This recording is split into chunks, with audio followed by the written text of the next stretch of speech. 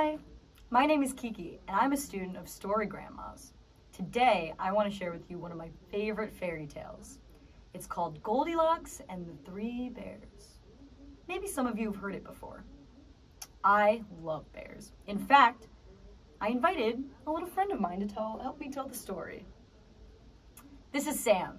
Sam and I met in New Mexico this summer, and he traveled all the way home to New Jersey with me. We've been best friends ever since. I'm gonna put him right here so that he can listen to our story too. Now, when I was younger, my parents would always read me stories before bed. So I thought it would be appropriate if I told you this story in my PJs. Hopefully you're in something comfy too. Now, without further ado, let's jump into our tale. Goldilocks and the Three Bears by Robert Southey. Once upon a time, there was a little girl named Goldilocks. She went for a walk in the forest. Pretty soon, she came upon a house. She knocked, and when no one answered, she walked right in. At the table, there were 3 bowls of porridge. Goldilocks was hungry.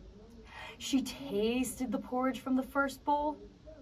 "This porridge is too hot," she exclaimed. So she tasted the porridge from the second bowl. "This porridge is too cold," she said. So she tasted the porridge from the last bowl. "Ah, this porridge is just right." And she happily ate it all up.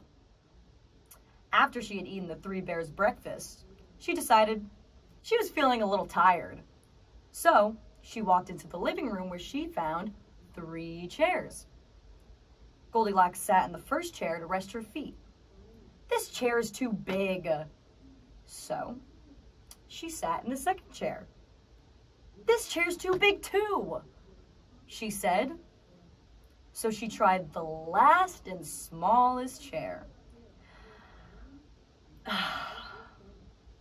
"This chair is just right," she said. But as she settled down into the chair to rest, it broke to pieces. Goldilocks was very tired by this time, so she went upstairs to the bedroom. She laid down in the first bed, but it was too hard. Then she laid in the second bed, but it was too soft. Then she laid down in the third bed, and it was just right.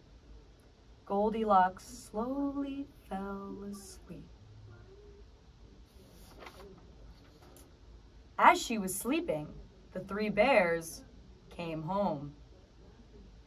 "Somebody's been eating my porridge," shouted the daddy bear. "Somebody's been eating my porridge," said the mommy bear.